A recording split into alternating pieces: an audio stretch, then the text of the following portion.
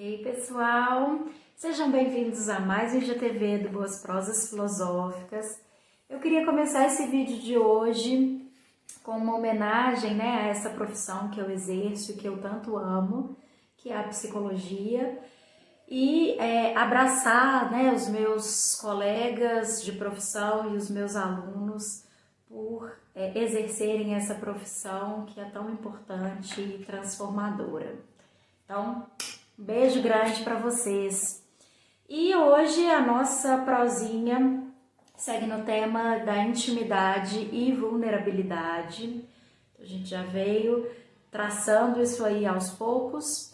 E para embasar a nossa conversa, eu vou utilizar dois autores.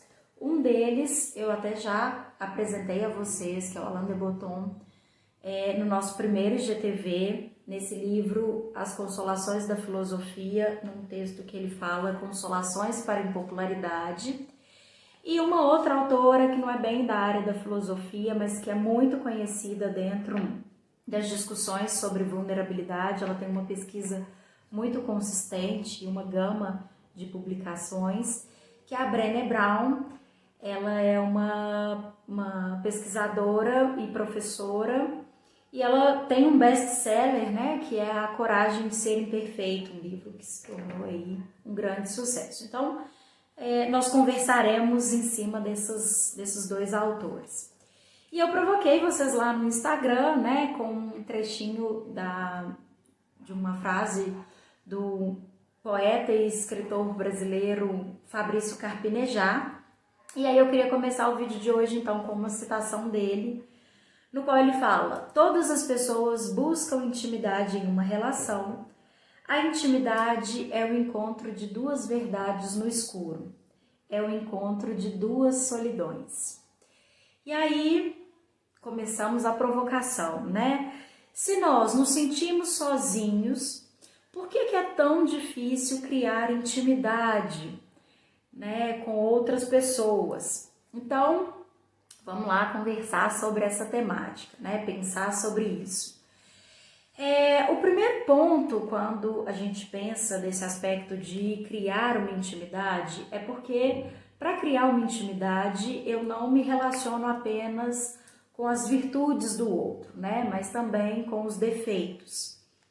E todas as vezes que a gente fala e pensa em um defeito, que aí entraria nesse aspecto das nossas vulnerabilidades, eu tenho um medo e uma preocupação desse olhar do outro, do julgamento do outro sobre mim.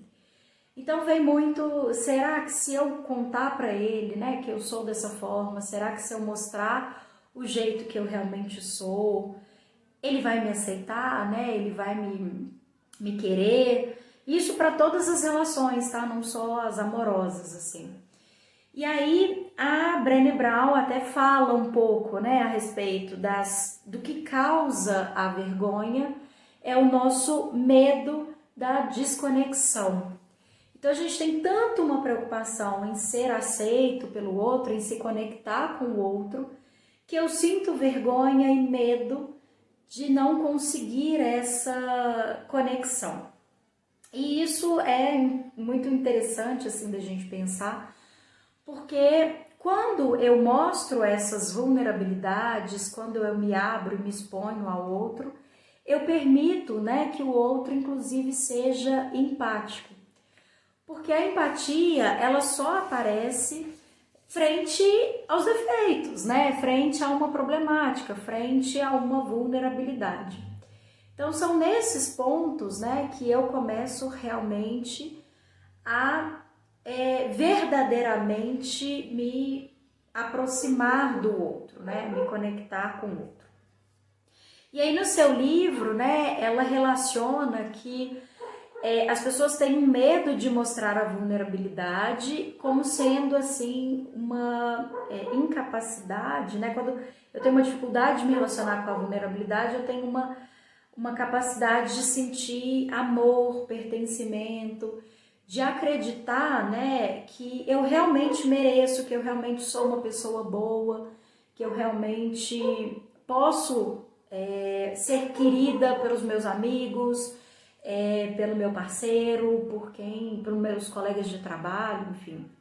Então, ela comenta, né, na pesquisa que o que aponta, né, que as pessoas que são tidas como plenas e felizes são as pessoas que tiveram uma maior habilidade e capacidade em se relacionar com as suas vulnerabilidades. E aí ela desconstrói, né, 4 mitos que seriam, né, essas ideias falsas concebidas a respeito das vulnerabilidades. Então que a vulnerabilidade é uma fraqueza, e isso é um mito que a gente percebe claramente o quanto às vezes nós estamos em uma situação que algo nos toca e aí a gente se sente emocionado, a gente fica, ai não, porque senão eu vou chorar, quero que vocês me vejam chorando, né? Como se o próprio choro fosse um sinal de fraqueza.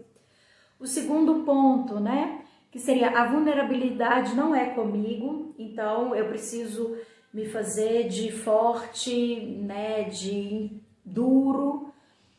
A gente percebe que existem muitas construções sociais que contribuem para esse pensamento, né? De que eu não posso ser fraco, eu não posso ser vulnerável, é o tal, né? Inclusive de homens não choram, homens não demonstram, um exemplo, né? A terceira, que eu acho super interessante, que ela traz, é que a vulnerabilidade é pôr tudo a nu. Então, não é você chegar para todas as pessoas que falam assim, ei Fernanda, tá tudo bem com você? Eu falo, então, não tá acontecendo isso. Lógico que não, né? Você precisa estabelecer uma certa proximidade, uma certa confiança. Essa confiança que a gente falou tanto no outro IGTV, ela é fundamental, né, nesses processos, porque eu preciso sentir que o outro também tem essa disponibilidade ali em me escutar.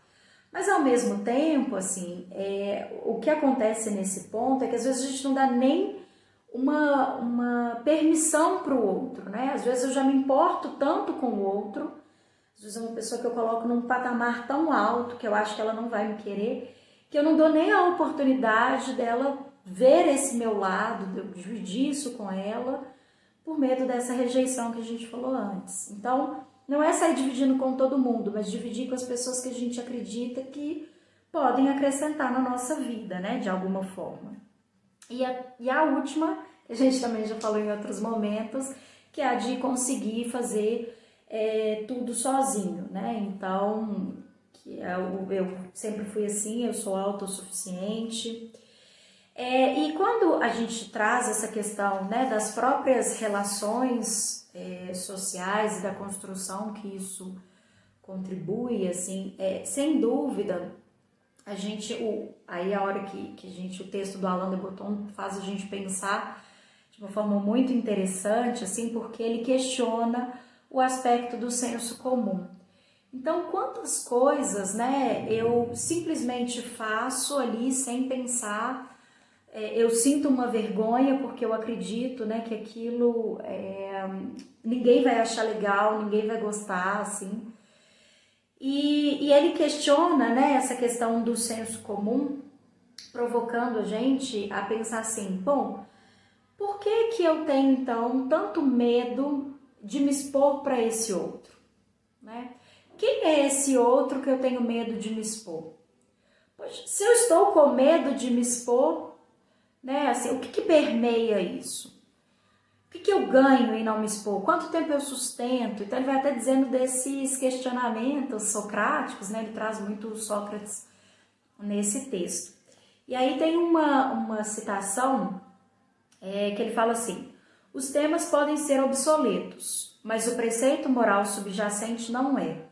Outras pessoas podem estar erradas, mesmo quando ocupam posições importantes, mesmo quando estão advogando crenças adquiridas durante séculos, por uma vasta maioria. E a razão é simples, essas pessoas não submeteram suas crenças ao crivo da lógica. Talvez porque não acreditemos que o ato de gerir nossas vidas seja na realidade complicado. Uau, que citação, né? Porque é isso, assim, às vezes eu assumo tanto que o que o outro diz é melhor, e isso apareceu no Instagram, foi legal, assim, que algumas pessoas colocaram medo de falar bobagem, né? De passar como incapaz, né? Então, às vezes eu valido tanto a opinião do outro, uma opinião geral, que eu não questiono o porquê eu estou fazendo aquelas coisas daquele jeito, por quem. E quando eu entendo, né, esse aspecto da autenticidade, quando eu assumo essa autenticidade, quando eu assumo uma autocrítica, isso facilita eu sair de um lugar do que as pessoas querem que eu seja para assumir um lugar do que eu desejo realmente ser. Então é a hora que eu passo a compreender a mudança não pelo outro, mas poxa, se eu tenho vergonha disso, por que eu tenho vergonha disso? Aonde isso me atrapalha? E então eu quero mudar isso, mas eu quero mudar isso não porque o outro quer que eu mude, mas eu quero mudar isso porque eu entendi agora que eu preciso disso para qualquer projeto aí da minha vida, né? Então é isso, é o olhar para as nossas dores. E quanto mais eu aceito e assumo essa vulnerabilidade, assim, mais eu saio desse jogo de defesa. Porque quando eu tenho medo de ser exposto, eu me fecho, né? Eu crio um casulo, que seria esse casulo da vergonha, e aí qualquer coisa que eu acho que o outro diz próximo daquilo, eu já reajo de uma forma assim bem, às vezes até nociva, né? Agressiva. Então é a hora que às vezes a pessoa fala que você fez alguma coisa que ela não gostou e eu já falo assim, mas você também um dia fez, né? Já vai naquela disputa. E aí, para a gente caminhar aí para o final, a Brené aponta de forma muito prática no seu texto 4 pontos, né, que ajudam a gente a pensar nessa questão da resiliência frente à vergonha, né? Então seria reconhecer a vergonha e compreender o que a desencadeia. Então eu começar a entender de onde vem essa origem, o porquê que eu tenho uma preocupação, né? Em que ela me toca. O segundo, né? Praticar uma consciência crítica, que eu entendo muito próxima a esse primeiro tópico. Estabelecer um contato, então assumir e partilhar a história, né? Me permitir ser visto. E por último, falar da vergonha, então dizer como nos sentimos e o que a gente precisa. Então é isso, né? Assim, a vulnerabilidade, ela é o centro da vergonha. Mas quando eu consigo encará-la, né, eu percebo que ela também é a geradora ali de criatividade, de amor, de pertencimento, conexão. Então, ela é importante da gente olhar com generosidade. Eu sempre falo isso, né? A gente precisa acolher os momentos, quem nós somos, nosso momento, quem nós somos, com uma generosidade, ser menos críticos. E aí a gente iniciou com uma frase do Carpinejar. Eu também queria finalizar com uma citação dele, que ele fala assim: nós precisamos escolher na vida se temos orgulho, e o orgulho é um resultado do casulo da vergonha. O amor, ele é um resultado da autocrítica, da confiança e da humildade. Quem tem amor perdoa, agradece. Quem tem orgulho reclama, contesta, cobra, fiscaliza. Somos seres feitos de orgulho e não de amor. O orgulho quebra, o amor não. O amor é maleável. O amor tem a facilidade de se adaptar.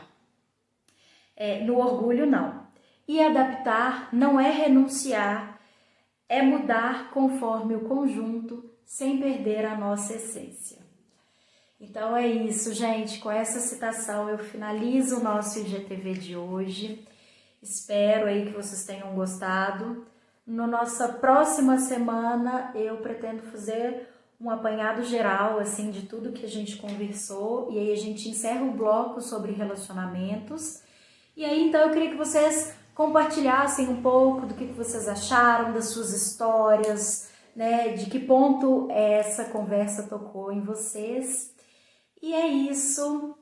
Um beijo grande e até quinta que vem.